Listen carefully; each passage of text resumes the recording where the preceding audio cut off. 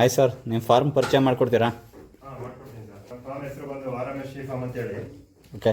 ರಾಮನಗರ ಜಿಲ್ಲೆ, ರಾಮನಗರ ತಾಲೂಕು, ದೊಡ್ಡಗಂಗೋಳಿ ಗ್ರಾಮ, ಓಕೆ. ಕೊಟ್ಗಲ್ ಹೋಬಳಿ ಬರುತ್ತೆ. ರಾಮನಗರ ಸಿಗ್ನಲಿಂದ 14 ಕಿಲೋಮೀಟರ್ ಆಗುತ್ತೆ ಸರ್. ಓಕೆ.